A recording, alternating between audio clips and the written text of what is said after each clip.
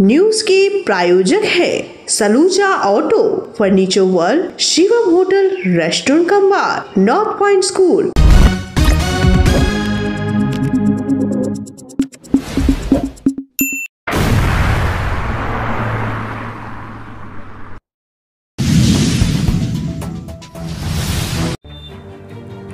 दुर्गापुर में गौ चोरी के आरोप में मारपीट मामले में 2 गिरफ्तार। भाजपा युवा मोर्चा नेता की तलाश जारी।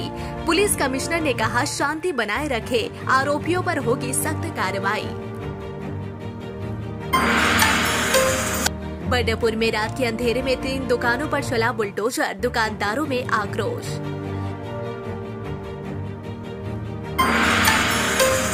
बाराबनी में पाड़ा शिविर आयोजित। मुख्यमंत्री की 10 लाख की विकास योजना को लेकर जिला शासक और विधायक ने दी जानकारी।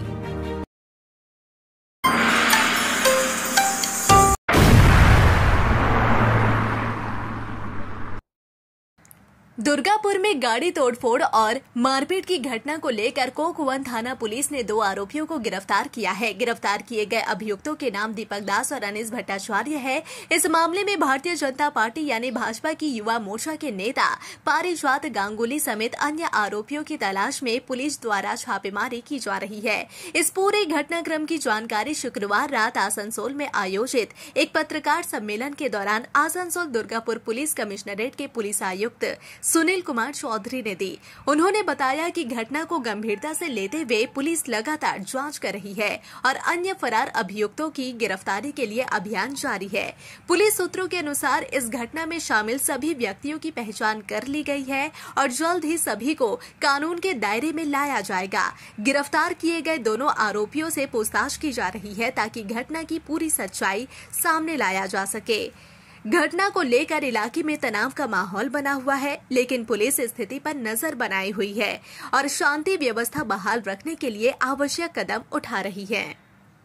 उसी समय उनकी गाड़ी को एक पारिजात गांगुली, दीपक दास एवं 15-20 अन्य लोग जो कि मेनली बीजेपी के वर्कर्स हैं, उन्होंने गाड़ी को कोकवन थाना के अंतर्गत गेवन ब्रिज के पास रोका एवं जो माइनॉरिटी कम्युनिटी के लोग थे उनसे मारपीट किया, उनकी गाड़ी को डैमेज किया, उनसे उनके पास जो पैसा था वो छिनताई किया। पुलिस को खबर मिलते ही पुलिस ने जो भी उपयुक्त धाराएं थी कानून के अंतर्गत उसमें केस किया है एवं कल से जो भी इस केस में इन्वॉल्व हैं उनके अगेंस्ट में रेड हो रही है। अभी तक जो 2 लोग जिसमें से एक FIR नेम्ड है दीपक दास एवं एक अनीस भट्टाचार्य, 2 लोगों को गिरफ्तार किया गया है। एवं आप लोगों के माध्यम से मैं ये बोलना चाहूँगा कि जो भी इस केस में शामिल हैं प्रत्येक को इस केस में अरेस्ट किया जाएगा एवं स्ट्रॉन्ग से स्ट्रॉन्ग एक्शन पुलिस की तरफ से लिया जाएगा। आपके माध्यम से मैं ये भी कहना चाहूँगा कि जो भी इस तरह की घटनाएं कोई भी यदि लिप्त होता है भविष्य में तो पुलिस अपना स्ट्रॉन्ग से स्ट्रॉन्ग एक्शन लेगी।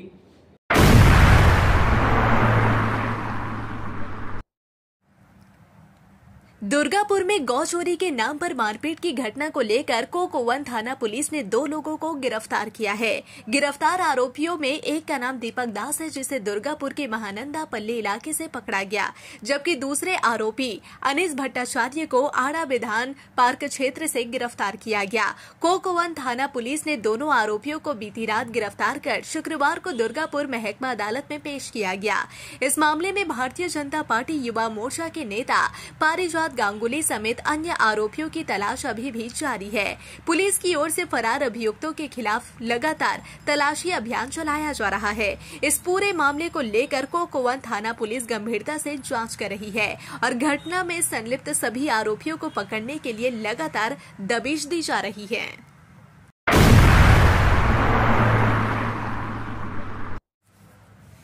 पश्चिम बंगाल जिले के दुर्गापुर में अल्पसंख्यक गौ व्यापारियों पर हुए बर्बर हमले को लेकर तीखी प्रतिक्रिया सामने आई है।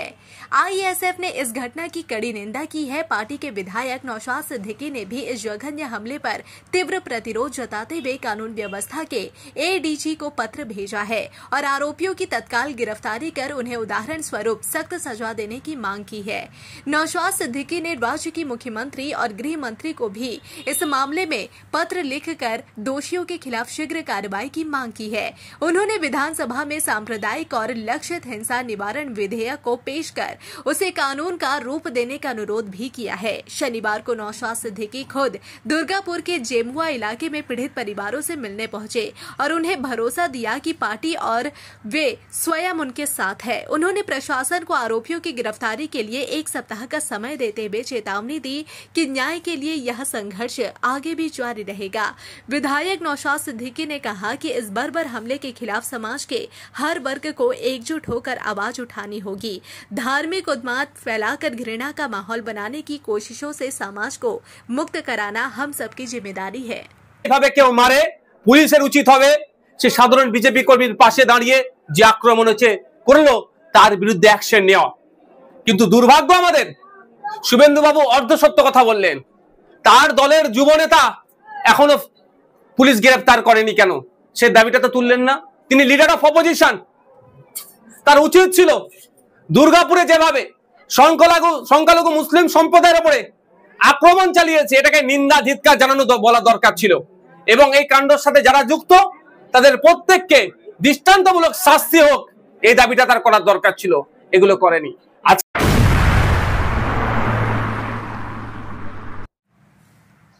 बर्नपुर में शुक्रवार की रात उस वक्त हड़कंप मच गया जब अचानक 3 दुकानों पर बुलडोजर चलाकर उन्हें ध्वस्त कर दिया गया।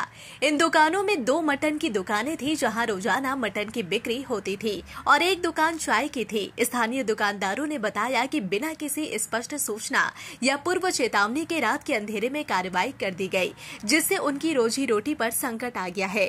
दुकानदारों ने बताया कि उन्हें दुकानों को हटाने के लिए कहा गया था, जिस पर उन्होंने आग्रह किया कि सुबह में तोड़ने की कार्रवाई की जाए, लेकिन अधिकारियों ने इस पर ध्यान नहीं दिया और रात को ही बुलडोजर चलवा दिया। इससे न केवल दुकानदारों को मानसिक और आर्थिक आघात पहुंचा है, बल्कि उनके लिए एक असमंजस की स्थिति भी बन गई है।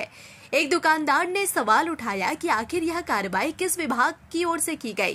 उन्होंने कहा कि उन्हें अब तक यह जानकारी नहीं मिल पाई है कि किस विभाग के आदेश पर यह तोड़फोड़ की गई। कुछ लोगों का यह भी कहना है कि दुकानों की मौजूदगी की वजह से थाना परिसर में पानी भर रहा था, लेकिन इस बात की कोई स्पष्ट पुष्टि नहीं की गई है। इस घटना के बाद स्थानीय दुकानदारों में भारी नाराजगी देखी जा रही है। उनका कहना है कि बिना किसी पूर्व सूचना के रात के समय इस तरह की कार्रवाई करना न केवल असंवेदनशील है, बल्कि यह उनके जीवन यापन पर सीधा हमला है। दुकानदारों ने प्रशासन से इस घटना पर जवाबदेही तय करने की मांग की है और भविष्य में ऐसी कार्रवाई से पहले समय रहते सूचना देने की मांग की है। फिलहाल इलाके में तनाव का माहौल बना हुआ है और स्थानीय प्रशासन की भूमिका पर सवाल उठाए जा रहे हैं। तोड़ेंगे, लेकिन बुधवार को ये लोग नहीं तोड़ा, लेकिन सामान पत्थर हम कुछ हटा दिए रहे। लेकिन हमारा इतने विचार था कि जब भी तोड़िएगा तो आप लोग दिन को तोड़िएगा, ताकि मेरा जो भी नुकसान होगा हम दुकान का सामान अपना हटा लेंगे। लेकिन ये लोग माना नहीं। अचानक मेरे घर पे कॉल किया तो दुकान हम उठ के आए और हटाए। मटन का दुकान है मेरा। बिना नोटिस दिए वो दुकान तोड़ा गया। बताया संडे को दुकान टूटेगा। सिर्फ पूरा लेन का बीच का दुकान तोड़ा गया 3 पीस। बताया थाना पे पानी आता, थाना का पास का दुकान नहीं तोड़ा गया। ये दुकान तोड़ा गया, बीच का 3 टूट खाले गया। 3 पीस सिर्फ तोड़ा गया, जिसमें से दुकान है 40-50 दुकान है, उसको छोड़ दिया गया। मेरा मटन का दुकान है। एमडी नौशाद। कुछ नहीं पता हम लोग को कौन सा तोड़ा। सरकार की तरफ से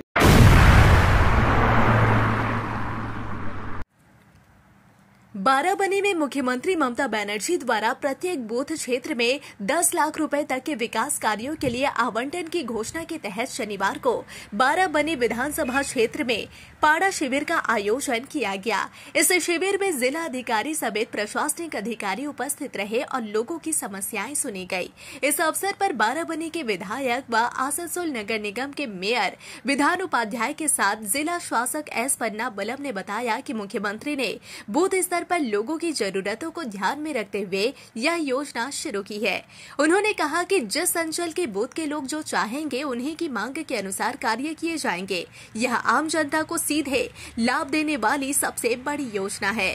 मुख्यमंत्री ने यह कदम स्थानीय समस्याओं को नजदीक से समझने और हल करने के लिए उठाया है। विधायक ने यह भी कहा कि यह योजना लोगों को यह अधिकार देती है कि वे अपने इलाके की प्राथमिकता के हिसाब से काम चुने, जैसे सड़क मरम्मत, जल निकासी की व्यवस्था, स्ट्रीट लाइट लगाना या सामुदायिक भवन निर्माण। पाड़ा शिविर में बड़ी संख्या में स्थानीय लोग पहुंचे और अपने अपने इलाकों से संबंधित समस्याएं अधिकारियों के सामने रखी। जिला प्रशासन ने आश्वासन दिया कि प्राप्त प्रस्तावों की प्राथमिकता के आधार पर जल्द कार्रवाई की जाएगी। यह शिविर मुख्यमंत्री की सरकार आपके द्वार पहल के तहत आयोजित किया गया था, जो प्रशासन को सीधे आम जनता से जोड़ने की कोशिश है। स्थानीय लोगों ने इस पहल की सराहना करते हुए कहा कि इससे विकास कार्यों में पारदर्शिता और जन भागीदारी दोनों बढ़ेगी। না দেখুন, আমি তো আমার যখন স্পিচ দিয়েছিলাম তখন বললাম মানে আমাদের সরকারের, পশ্চিমবঙ্গ সরকারের যেটা আমাদের পাড়া আমাদের সমাধান প্রোগ্রামটা আজ থেকে সারা জেলাতে স্টার্ট হচ্ছে, সারা স্টেটে স্টার্ট হচ্ছে, শুরু হচ্ছে আজ থেকে।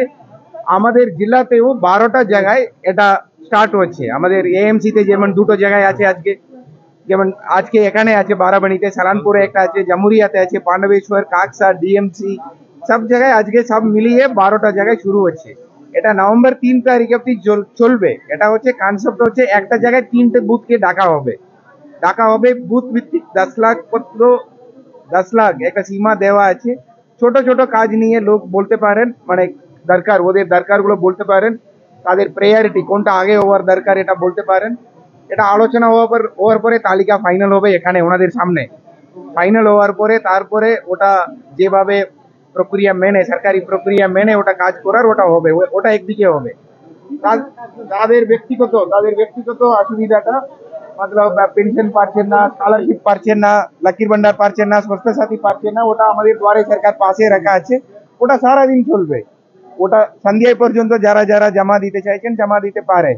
এখানে যেমন আমাদের পাড়ায় আমাদের সমাধানে ছোট রোড রিপেয়ারিং, ছোট ড্রেন করা, ছোট ইনফ্রাস্ট্রাকচার, স্কুল রিপেয়ারিং, ছোট অঙ্গনওয়াড়ি রিপেয়ারিং, স্ট্রিট লাইট, পানীয় জলের সমস্যা, কোনো मतलब যেটা গার্বেজ ম্যানেজমেন্টের সমস্যা, এই সব সমস্যা নিয়ে ছোট কাজগুলো বলতে পারে। অন্য সমস্যাও বলতে পারে, ওটা আমরা যেভাবে সরকারকে আমরা টেক আপ করবো ওটা অন্যভাবে টেক আপ করবো। তো এটা হচ্ছে মানুষের কাছে গিয়ে ওদের মুখ থেকে সমস্যাগুলো শোনার একটা উদ্যোগ।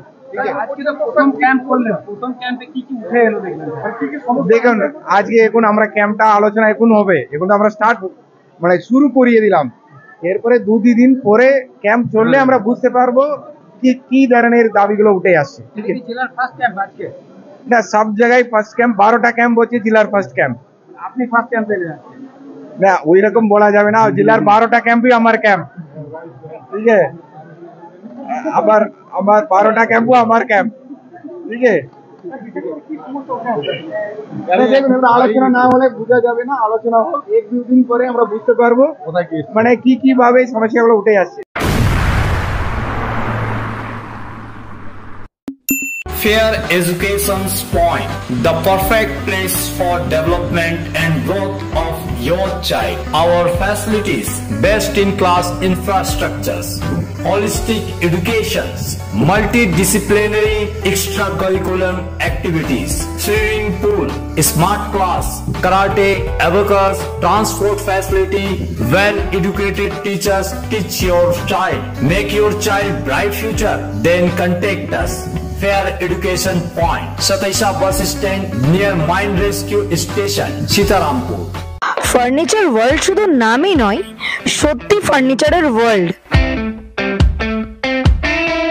একটা দুটো নয়, পুরো 4টে ফ্লোরই শুধু শুধু এক্সক্লুসিভ ফার্নিচারের সম্ভার পাবেন। প্রত্যেক ফ্লোরে আছে চোখ ধাঁধানো ফার্নিচারের বিশাল সম্ভার, তাও আবার 20% ছাড়ের সাথে। शाला मोड़ स्थित प्रतिष्ठित अंग्रेजी माध्यम के आसुसोल नॉर्थ पॉइंट स्कूल में नर्सरी से क्लास 9वीं और 11वीं के लिए प्रवेश खुला है। ऑनलाइन नामांकन की भी सुविधा।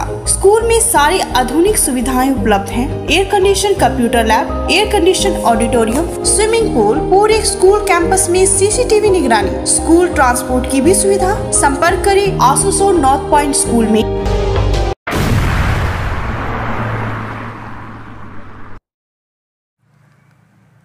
आसनसोल कल्ला स्थित अपन जन क्लब में शनिवार को एक स्वास्थ्य जांच शिविर का आयोजन किया गया। इस शिविर का आयोजन लाइफ सेवर संस्था की ओर से किया गया था। कार्यक्रम में बतौर मुख्य अतिथि पश्चिम बंगाल के मंत्री और आसनसोल उत्तर विधानसभा के विधायक मलय घटक उपस्थित रहे। इस अवसर पर बड़ी संख्या में स्थानीय लोग स्वास्थ्य जांच कराने पहुंचे। खास बात यह रही कि कई छात्र छात्राओं ने भी इस शिविर का लाभ उठाया और अपने स्वास्थ्य संबंधी जांच करवाई। शिविर में प्राथमिक चिकित्सा जांच, नाक, कान, आंख, ब्लड प्रेशर, शुगर टेस्ट समेत अन्य स्वास्थ्य सेवाएं निःशुल्क प्रदान की गई। मंत्री मलय घटक ने इस पहल की सराहना करते हुए कहा कि इस प्रकार के स्वास्थ्य शिविर समाज के लिए बेहद लाभकारी होते हैं, खासकर उन लोगों के लिए जो नियमित रूप से अस्पताल नहीं जा पाते। उन्होंने संस्था को धन्यवाद देते हुए कहा कि ऐसे आयोजन निरंतर होने चाहिए ताकि आम जनता को स्वास्थ्य के प्रति जागरूक किया जा सके। संस्था के प्रतिनिधियों ने बताया कि उनका उद्देश्य अधिक से अधिक लोगों को स्वास्थ्य सुविधाएं उपलब्ध कराना है और भविष्य में भी ऐसे कई स्वास्थ्य शिविर लगाने की योजना है।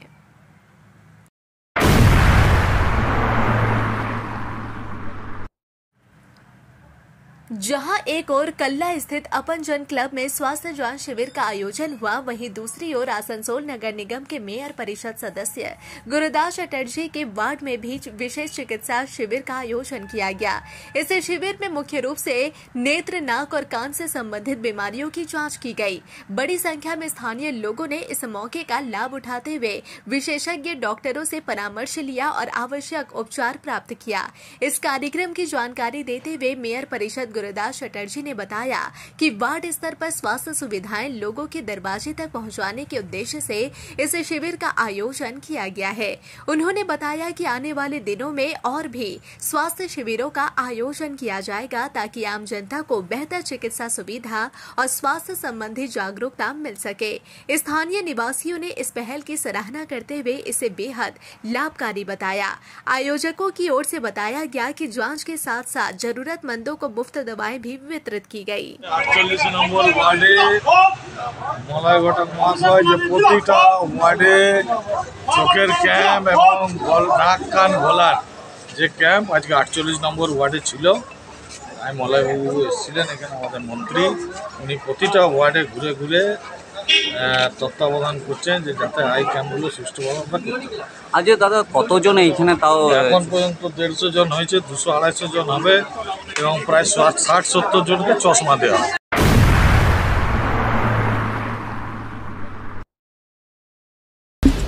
न्यूज के प्रायोजक है Saluja auto, furniture world, Shivam hotel, restaurant cum bar, north point school.